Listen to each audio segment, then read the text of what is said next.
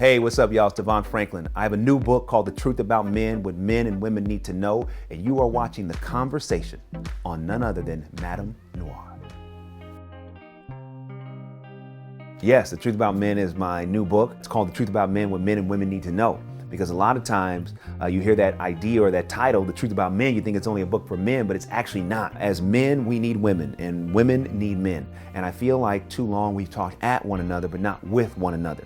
And so I wanted to write a book that's not one of those books about women, here's what you got to do to get a man, keep a man. No, I'm not writing that book. I wrote a book about here's what we as men have to do to step up, become the men we were created to be, and also giving women information along the way. The truth about men is that every man struggles, and I call this struggle a wrestling between the master and the dog. I believe every man has a dog within him. What is that dog? It is lust, right? Lust is an impulse for personal, professional, spiritual, or financial gain by any means necessary, even if those means are personally, professionally, or spiritually detrimental. So lust is selfish. It wants what it wants whenever it wants it. However, every man that has lust also has love. I call love the master. Love of self, love of God, love of the woman in a man's life, love of family, love of community. If a man wants to be successful, he must master the dog. He must put love in control of lust. Why do we see so many of these challenges going on with men in the world? Because men have let the dog rule and ruin their life. Well, first of all, we have to master the dog. Part of mastering it is accepting it. And anything that I'm in denial about, I empower to destroy me. So for too often as men, we have denied that this is an issue. So for us to master the dog, we first have to acknowledge it's there. The second thing is we have to get discipline. Now, discipline is hard. Discipline means I'm going to put delayed gratification. I'm going to value that over instant gratification.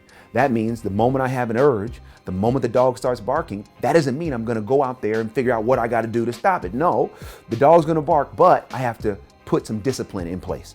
Right? The same way I'm hungry in a meeting doesn't mean every time I'm hungry I can eat. Every time the dog barks doesn't mean it has to be fed. So part of it also is having the right woman in your life.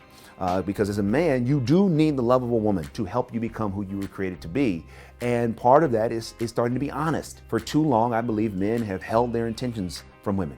What they really are feeling, what they're really thinking, what they really intend long term. So part of mastery is honesty, so that the woman has full information and can make the right decision for her life.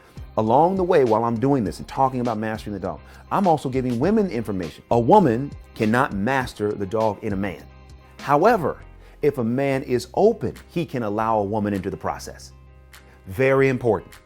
Why I give women information is not so that they start trying to tell a man what to do or try to do the work that only he can do, but I want women to have information so they know what they're up against. Are they dealing with a man who has the master in control or the dog in control?